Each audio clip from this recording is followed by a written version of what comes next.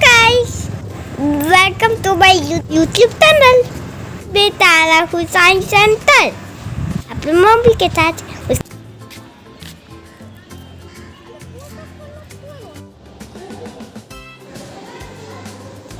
ये है trends class कैरेली मैंने बहुत इंजॉय किया।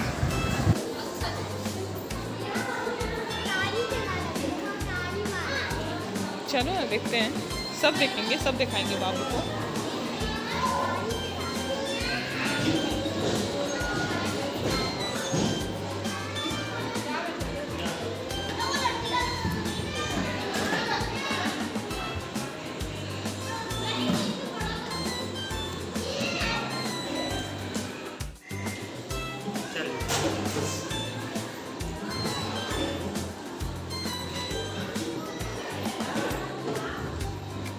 चलो चलो चलो, खेलते हो ना गेम, चलो। सॉरी सॉरी,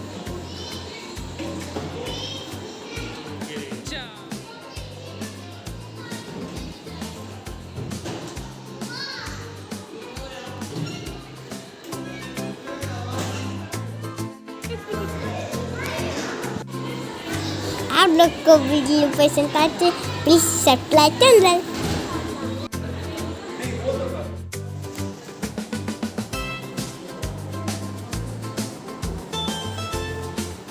करो तो, चलो आगे देखते हैं।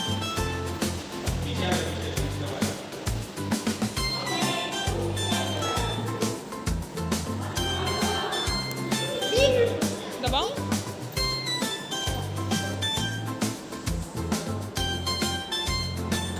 पता नहीं क्या है।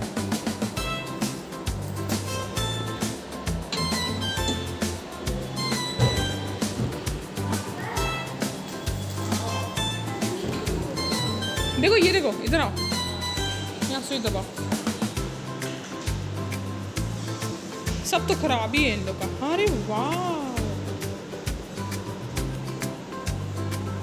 देखो बबल, वाह। इधर आओ, इधर आओ, ये देखो,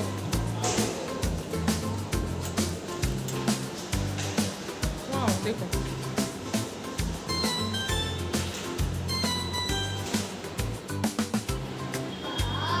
और पीछे जाओ।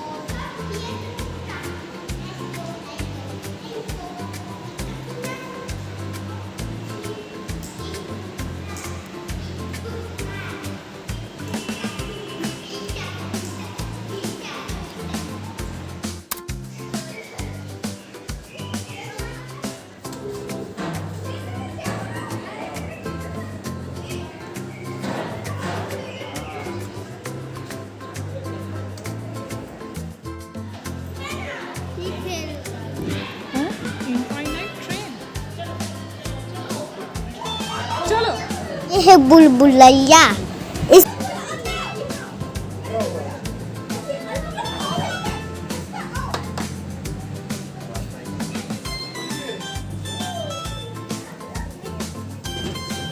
अरे आराम से, आराम से, रहान हाथ रख रख के चलो।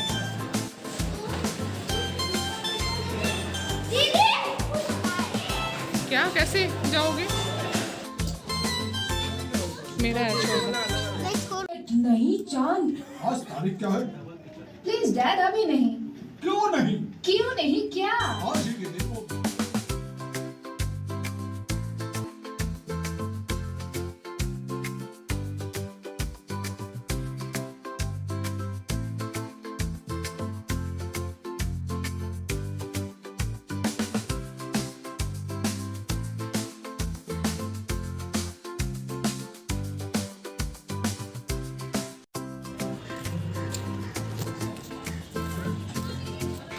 बेटू देखो, मूव कर रहा है, वो मूव कर रहा है।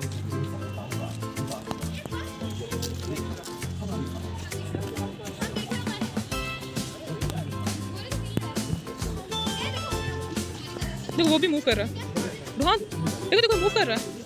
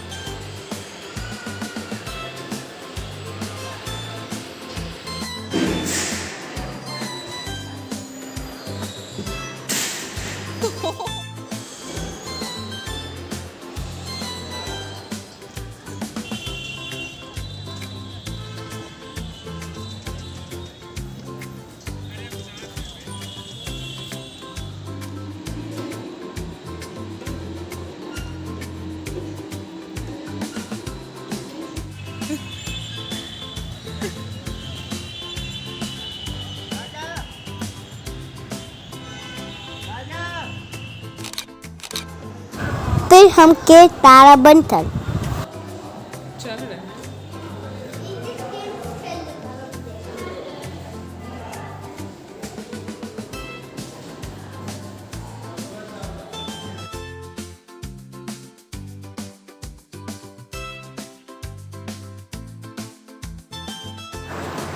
जाकर पिंगिस काफी हद तक था ना हमने सोने से चक मारे बे सीखा।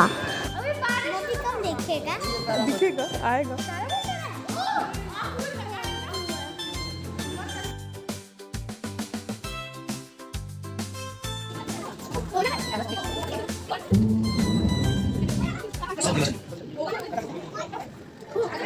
टेलीस्कोपों की मदद से खगोल विज्ञानी ब्रह्मांड में ऐसी घटनाओं को देख पाते हैं।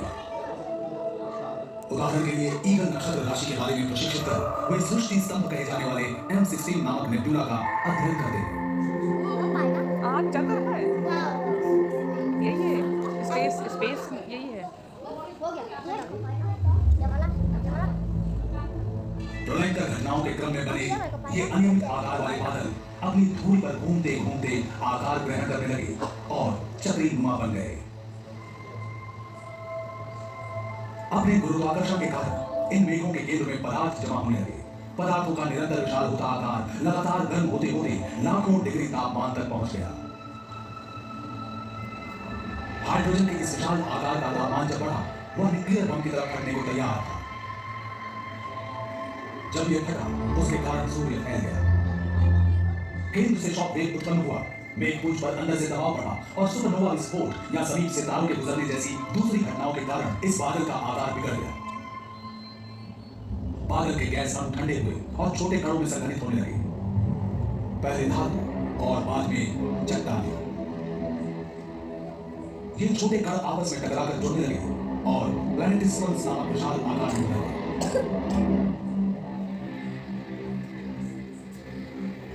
लाखों वर्षों तक इन नए ग्रहों के लिए ये टकराना आम घटना थी। कारण था गुरुत्वाकर्षण।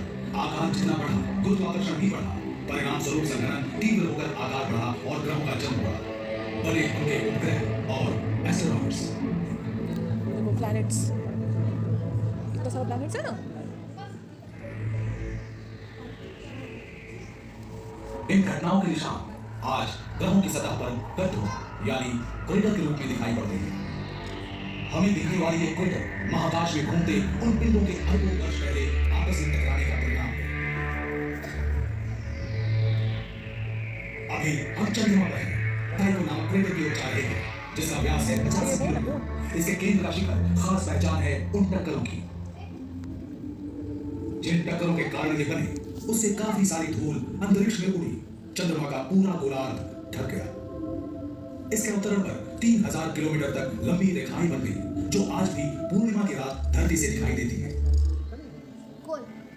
इस चक्करदार रचना को उत्पन्न करने वाले इस ताकतवर झोंके से अनुमानतः 130 लाख मेगाटन ऊर्जा निकलती है। ये अब तक मनुष्यों द्वारा जमा किए गए पूरे न्यूक्लियर हथियार से भी ज्यादा है। अगर हम इस क्रेटर के केंद्र में खड़े हों, तो भी इसके गोल आकार को समझ सकने के लिए इसकी दीवारों से बहुत दूर होंगे, मगर 30 किलोमीटर दूर क्षितिज पर एक सुदूर पर्वत श्रृंखला दिखाई देती है।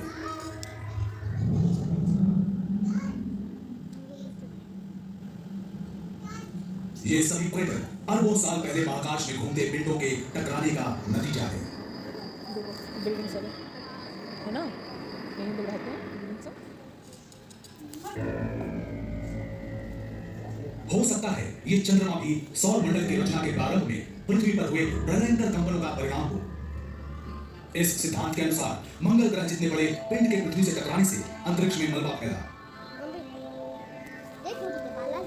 समय के बीतने के साथ गुरुत्वाकर्षण के कारण यह मलबा जुड़ गया और महाकाशीय ग्रह का जन्म हुआ, जो पृथ्वी की परिक्रमा करने लगा।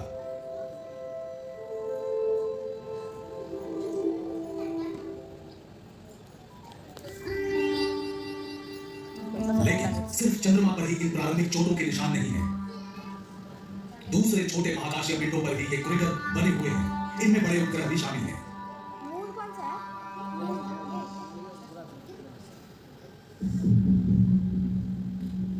कैलिस्टो बृहस्पति के 4 उपग्रहों में सबसे दूर है, जिसकी खोज गैलीलियो ने सन 1610 में की थी। लेकिन उपग्रह होते हुए भी इसका आकार ग्रहों जैसा है। व्यास लगभग 5000 किलोमीटर, प्लूटो के व्यास से बड़ा, लगभग बुध के बराबर। इसकी सतह पर जाते हुए चांद की तरह इस पर भी हमें धब्बेनुमा क्रेटर दिखते हैं। 4 अरब साल पहले हुए टकराव के पैदाइशी चिन्ह। कहा जा सकता है सौर मंडल के किसी दूसरे पिंड में प्रति वर्ग किलोमीटर कैनिस्टर जितने क्रेटर नहीं है। ये विविध आकार वाले हैं। कुछ क्रेटर वॉयेजर 2 और गैलीलियो स्पेस प्रोब से खींची गई हाई रिजोल्यूशन वाली तस्वीरों में मुश्किल से दिखते हैं। तो विशाल एस्केप नामक क्रेटर भी है जिसका व्यास 1700 किलोमीटर है, जो पूरे कैलिस्टो का 1/3 है। इस विशाल उपग्रह की ऊंची नीची सतह पर साफ दिखता है जिकुल कटेरा। इसके 600 किलोमीटर के विस्तार को देखते हुए वैज्ञानिकों ने अंतरिक्ष में हुए उस महाविस्फोट का सहज अनुमान लगा लिया जिसके कारण बृहस्पति के चारों ओर घूमने लगा कैलिस्टो।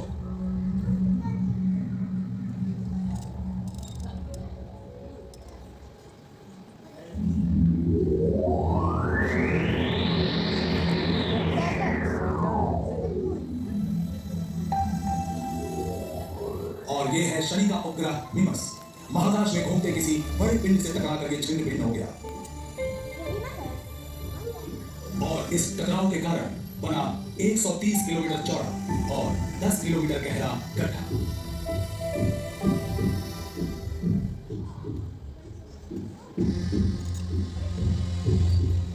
मंगल ग्रह के 2 चंद्रमाओं में से एक है फोबोस, किसी शहर जितना बड़ा। अपने ग्रह का घटती परिधि बाइकास अगले वीडियो में मिलते हैं। कभी ये मंगल से बाइकास